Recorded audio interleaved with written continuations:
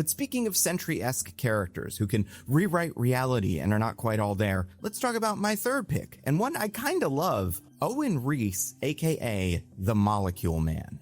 Owen Reese is one of the more powerful characters in the Marvel Comics universe, and I know I end up saying that all the time in these. I think I already even said it about Taegukji, but Owen is a different kind of powerful. Taegukji can pick up a building. Molecule Man can turn the building into cotton candy and then eat it. Owen started out as a frustrated lab technician at a nuclear power plant. He believed they didn't pay him enough and scheduled him for shifts that were unreasonably long, and one day, yada yada yada, you know the drill, bombarded with experimental radiation that turned out to be linked to the Beyonders, the race of aliens that is frequently ranked at number 2 just behind the one above all as the most powerful beings in Marvel. I did it again. But that power was now coursing through Owen's veins. So Owen, going by the name Molecule Man since he was able to control molecules, so like everything, started doing crimes and eventually got the attention of the Fantastic Four, who would become his main antagonists. Most people know Owen from his roles in both Secret Wars events. He's one of the villains recruited by the Beyonder in Secret Wars 1, and ends up working for Doom and falling for one of Doom's newly minted henchwomen, Volcana. And then in 2015 Secret Wars, we learn that Molecule Men are bombs used by the Beyonders to destroy universes, and Doom manages to turn Owen into an engine that lets Doom reshape reality in his image. Owen stops doing that when offered a hamburger.